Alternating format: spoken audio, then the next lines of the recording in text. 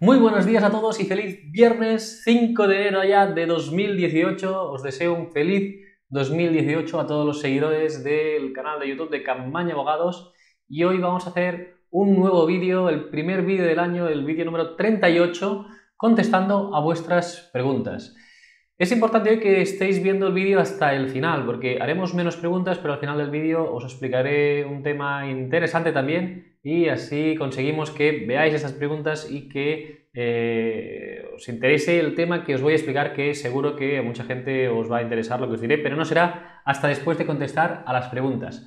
Eso sí, antes quiero hacer una breve introducción como siempre. Este 2018 vamos a introducir nuevos cambios, vamos a hacer una serie de vídeos más editados. Haremos vídeo tutoriales también y haremos vídeos en directo. Nos espera en 2018 lleno de novedades en el canal que espero que os gusten. Como siempre también os recuerdo que es importante que os suscribáis, que le deis a suscribiros al canal y a la campanita para que cada vez que publiquemos estos vídeos los viernes pues tengáis esa notificación y se os diga ya que el vídeo está disponible para que lo podáis ver. Aún así también os comento, tendremos nuevos vídeos, también habrá, pues como hacíamos al inicio de la temporada del año pasado, otros abogados, otros compañeros del despacho que van a hacer vídeos específicos sobre una serie de materias. Y antes de entrar a las preguntas ya de esta semana, quiero también recordaros que esta semana el episodio del podcast de misderechos.club, ese proyecto también que iniciamos, ya sabéis, en julio del año pasado, pues el episodio se basa en lo que es la incapacidad temporal. Hemos hecho una serie de episodios divulgativos y en el episodio que se publicó de forma excepcional ayer jueves, pues hablamos sobre la incapacidad temporal. Es muy interesante y si tenéis preguntas al respecto también, pues nos las podéis hacer en el podcast, en misderechos.com, en los comentarios, y ahí también tenéis ese contenido especial hablando sobre la incapacidad temporal, la baja médica. Muy interesante, os dejaré el enlace en los detalles de este vídeo y si queréis consultarlo, pues ahí lo tenéis. Entonces vamos ya sin más dilación a entrar a las preguntas de esta semana y la primera pregunta nos la hace Pilar Rey y nos dice lo siguiente: con 44 años y 21 años cotizados, ¿qué cálculo de años necesito? ¿Son los últimos o los más favorables dentro de esos 21 años? Es una pregunta muy buena en este caso, Pilar, pero debemos saber que la incapacidad permanente, para hacer el cálculo, se tiene que tener en cuenta pues una serie de requisitos en función de la contingencia. Me explico. Ya sabemos que la incapacidad permanente puede dar lugar según una serie de contingencias distintas. Es decir, ¿cuál es el origen? Puede ser enfermedad común, que es lo que venimos diciendo, ¿no? Pues que tienes una serie de lesiones degenerativas o una enfermedad que te ha surgido de carácter común, es decir, que no es derivada de ningún tipo de accidente ni de ningún hecho aislado que pueda tener otra categoría, ¿vale? Entonces, por ejemplo, un problema de rodillas degenerativo o de una hernia lumbar, ¿no? En las lumbares, pues todo esto serán problemas de enfermedades comunes y por lo tanto exigen unos requisitos. Enfermedad común, vamos a este ejemplo. Dices que tienes 44 años y has cotizado 21 años. Entonces, aquí lo que tendríamos es que cumples los requisitos de forma sobrada. ¿Y qué es lo que tendríamos que hacer? Pues para saber cuántos años te van a coger para el cálculo de esta incapacidad permanente, tendríamos que hacer lo siguiente. A 44 le restamos 20, ¿vale? Entonces nos da 24 y a 24 lo que hacemos es dividirlo, en este caso, entre 4, ¿vale? Entonces nos dará 6. Pues en tu caso, si solicitas la incapacidad permanente, te mirarían los últimos 6 años hacia atrás, ¿vale? Esto en caso de ser enfermedad común. Imaginemos que la incapacidad la solicitas por un accidente no laboral. En caso de accidente no laboral, es decir, siempre me gusta poner el mismo ejemplo, ¿no? Estás esquiando, por ejemplo, el fin de semana y tienes una fractura de tibia y esto ya te queda permanente, no tienes una curación y tienes una profesión, por ejemplo, que requiera pues caminar mucho y arriba abajo y demás y tal. Pues te podrían dar una incapacidad total para tu profesión, por ejemplo, ¿no? Bien, estando en este supuesto, con esta incapacidad, ¿cómo se calcula una incapacidad cuando el origen es un accidente no laboral? Pues entonces lo que dice aquí la ley es que se pueden coger 2 años de los últimos 7. Tú coges de los últimos 7 de cotización y ahí sí que puedes escoger 2 años seguidos, ¿vale? Lo que no puedes hacer es decir, bueno, pues de los últimos 7 que digo, pues cojo un año por aquí y ahora cojo otros meses por aquí, los que me sean más favorables. No. Lo que tienes que hacer es los más favorables que tú quieras y seguidos. Es importante que miremos en la vida laboral, en el informe de bases de cotización, cuáles son esos 2 años más favorables, porque a veces la Seguridad Social coge los 2 últimos por defecto y precisamente no son siempre los más favorables. Por tanto, en este caso de accidente no laboral, miradlo porque os puede ayudar bastante. Por otro lado, Pilar, también tener en cuenta que si es por accidente de trabajo, ya es lo último que digo en relación a esta pregunta, lo que se va a coger es la base anual de lo que has cotizado, ¿vale? Entonces, normalmente es el mes anterior al accidente o el mes del accidente, la base que tengas de cotización por contingencias profesionales, y se coge un año normalmente para tener pues en cuenta todas las cotizaciones, ¿de acuerdo? Entonces, esa es la base que se utilizaría para el accidente de trabajo. Ya no cogemos aquí años de cotización porque, insisto, ya sabéis que para lo que es accidente de trabajo no se requiere una cotización mínima, o sea, no se hace ese cálculo de los últimos años, de cuántos años cotizados, sino que el primer día que trabajaras de tu vida, si tienes un accidente de trabajo, ya estarías cubierto, no tienes que cumplir un requisito de cotización, y que ahí lo que se cobra es en función a lo que se cotiza por contingencias profesionales, la base de cotización para accidentes de trabajo, que es distinta a la base de cotización por enfermedad común, que esto la nómina lo podéis ver y está diferenciada, ¿de acuerdo? Entonces, estos serían, grosso modo, los 3 grandes grupos. Se diría también el tema de la enfermedad profesional, pero bueno, ya lo explicaríamos en otro vídeo por extensión. Lo más habitual es la enfermedad común o, como mucho, pues ya os digo, el accidente de trabajo o el accidente no laboral con estas peculiaridades que tienes. Entonces, si te parece, Pilar, nos puedes explicar cuál es tu situación y a partir de ahí pues te podemos dar con más detalle, pues, en este caso, qué periodo temporal se cogería para calcular la pensión de incapacidad que nos comentas. Entonces, si quieres, en próximas ocasiones nos lo comentas y así podemos ver en concreto tu caso y lo podemos comentar para que otras personas pues, puedan también salir beneficiadas de esa respuesta. Siguiente pregunta nos la hace Javi Plus y nos dice lo siguiente: hola, hoy por primera vez que veo el canal y me gusta mucho, muchas gracias Javi. Tengo 36% de discapacidad con movilidad reducida. Padezco esclerosis múltiple, tengo problemas con la vista, cansancio, problemas de caminar, pero sigo sin utilizar la muleta. Trabajo en industrias, pues tengo que subir los andamios, etc. A veces no es fácil. Bueno, cada día es una lucha para mí que nadie en el trabajo sepa de mis problemas. Quería solicitar una incapacidad, pero tengo un contrato con la empresa hasta julio. La pregunta es, ¿cuándo sería mejor solicitar la incapacidad? ¿Estando de alta hasta julio o después en situación asimilada al alta en paro? Gracias. Bien, en este caso no hay un momento, no te puedo hacer una recomendación aquí, Javi, un consejo, decirlo, hacerlo ahora, hacerlo más tarde, demás. Seguramente sería más deseable que cogieras la baja médica estando con el contrato activo y quizá alargaras, se te agotaría el contrato, pasarías al paro y podrías solicitar en el momento oportuno que fuera necesario la incapacidad. Pero es indistinto el que lo hagas, ya te digo, ahora con el contrato activo o estando después en situación de paro. Consejo para cuando estés en situación de paro: importante que si agotas la prestación de paro contributivo, si tienes derecho al paro contributivo, que sigas siempre como demandante de empleo, aunque no tengas derecho a cobrar ningún tipo de pensión, inscrito como demandante de empleo. ¿Por qué? Porque ya lo hemos dicho en muchas ocasiones. Si dejaras de estar inscrito como demandante de empleo, que esto lo hace mucha gente, si no cobro un subsidio o una ayuda o una prestación, pues yo ya me dejo de apuntar en el paro, ahí perderías la ocasión de poder solicitar una incapacidad. Por lo tanto, este consejo es muy importante y quiero que quede claro. Entonces, más allá, no hay una diferencia. Como mucho, ya te digo, sería preferible hacer una baja médica ahora que tienes contrato en activo, porque ayuda pues un poco a acreditar el hecho de que estabas trabajando y entonces tuviste que solicitar la baja médica y eso es una prueba más de que no podías trabajar. Pero en sí no es necesario, ¿vale? Pero si me lo preguntas, pues te diría, pues hombre, esta situación sería más deseable. No va a cambiar mucho la viabilidad por este caso. En cuanto a los informes, muy importante que tengas informe del especialista del neurólogo en el que te haga constar sobre todo a nivel de valoración médico-jurídica. En lo que sería la esclerosis múltiple utilizamos una escala, los médicos, los neurólogos utilizan una escala que se llama EDS, EDSS, ¿no? Que es una escala de Kursey, que eso nos ayuda a determinar también el grado de capacidad funcional que tienes, ¿no?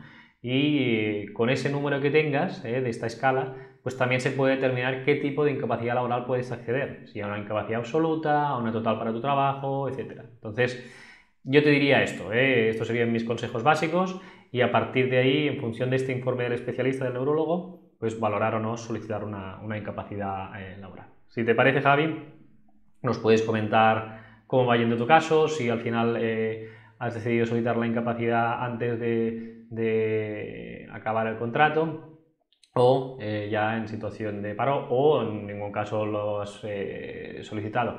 Eso sí, lo que te diría es que si decides hacerlo con el contrato de alta, pídela estando de baja médica, porque si no tendrás que ir a la vía judicial sí o sí obligatoriamente, ¿vale? Si no estás de baja médica.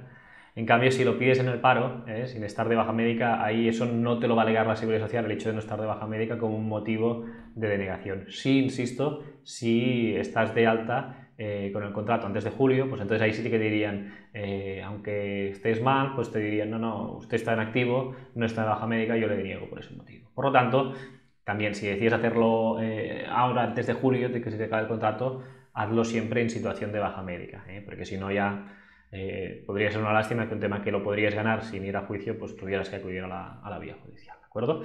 Insisto, cuando tengas novedades nos llamas, nos lo dices y dices, oye, pues mira, hemos hecho esto, nos escribes, etcétera, y a partir de ahí pues vemos qué es lo que se puede hacer en tu caso y así lo podemos compartir también con todos los seguidores de nuestro canal.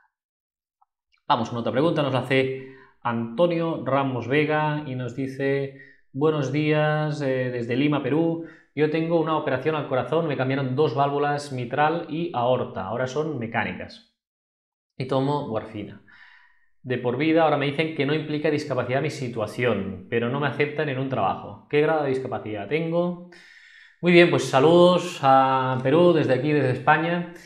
Y vamos a contestarle la pregunta. En este caso, Antonio, desconozco el ordenamiento jurídico, en este caso peruano, en relación a la discapacidad. Te voy a dar la respuesta desde lo que sería el ordenamiento jurídico español, pero que ya te digo que en general todos tienen la base en toda Latinoamérica, pues se utiliza también pues, todo lo que sería el derecho comparado, esencialmente el español y el francés, ¿no? Entonces, lo que te diría es lo siguiente, con esta operación que te hicieron es normalmente habitual que no tengas discapacidad. ¿Por qué? Porque a ti te cambiaron estas válvulas y el corazón lo más habitual es que te funcione normal y que no tengas lo que se llama lo que es una insuficiencia cardíaca, ni taquicardia, ni más, que todo esto ya lo tengas arreglado, ¿no? Que esta valvulopatía que tenías, pues la tengas arreglada. Entonces, si esto es normofuncionante, quiere decir que el corazón te funciona normal después de esto, es normal que no te den una discapacidad. Entonces tendríamos que mirar los motivos por los cuales no puedes acceder a trabajos. Entiendo que si estás bien de salud y no tienes limitaciones, pues no tendrías que tener problemas para poder acceder a trabajo, ¿vale? Quizás sí que quieres esa discapacidad para tener más facilidad al acceso a un trabajo, pero insisto, la valoración de la incapacidad o de la discapacidad en este caso se tendrá que mirar en función de lo que digan los informes de tus cardiólogos, ¿no? Y entonces ahí sería mirar eso, pero ya insisto en que lo normal en estos casos es que no te reconozcan una incapacidad, al menos yo lo que te diría es desde España, si estuviéramos hablando de este mismo caso, sería normal que no te reconocieran esa discapacidad, insisto, sin entrar a valorar, que también podría ser que pese que te hayan intervenido y demás, en los informes del cardiólogo, en las pruebas de esfuerzo que te hicieran, en los ecocardiogramas y demás, salieron unos resultados que fueran negativos en tu estado de salud y que en base a ellos sí que podías reclamar una discapacidad, pero habitualmente es lo que te he comentado. Si te parece también, pues nos puedes dar un poco más de detalles y encantadísimos desde aquí a España poder llegar también hasta Perú y ayudaros en todo lo que sea necesario. Y ahora vamos con la última pregunta del día, que nos la hace Miguel Villar y nos dice lo siguiente. Hola Jorge, me pareció oírte decir en tu último vídeo del día 29 de diciembre que el informe médico de síntesis que emite el IBE siempre o casi siempre es negativo. ¿A qué se debe que siempre informen negativamente? ¿Lo hacen para forzar al enfermo a recurrir? No lo entiendo ya que estoy pendiente de pasar el EBI para que dictaminen si tengo derecho o no a una incapacidad permanente en próximas fechas, y eso me ha desmoralizado un poco. Yo pienso que el EBI es un órgano que debería ser justo e imparcial. Está compuesto por profesionales y que no debería estar predispuesto a informar negativamente por sistema. ¿Me lo podrías aclarar? Feliz año y un saludo. Muy bien, pues feliz año también, muchos ánimos. Miguel, no era mi intención desanimarte. No es que siempre sean negativas las valoraciones de los EBIs, ¿no? Pero en estos casos lo que debemos decir es que ellos evidentemente tienen que tratar los temas de forma imparcial y que no sean, pues, evidentemente, pues, parciales, ¿no? Y que se denieguen por motivos pues, económicos las incapacidades. ¿Qué es lo que pasa? Hay que, lamentablemente, nuestro sistema de seguridad social no puede absorber pues todos los enfermos que están incapacitados para poder realizar actividades laborales. Esto es así y es un problema que no solo tiene España, sino que tienen pues la mayoría de países europeos o occidentales, ¿no? Entonces, en estos casos, la EBI sirve un poco de filtro, ¿no? En los casos más graves sí que se reconocen, luego hay la vía judicial que también pues reconocen incapacidades, pero hay muchas otras personas que no se lo reconocen. Entonces, hay mucha gente que solicita la incapacidad cuando no tendría derecho, ¿vale? Eso está claro y eso también está filtrado, pero hay gente que está en esa zona gris, una zona que consta un poco más que te la reconozcan.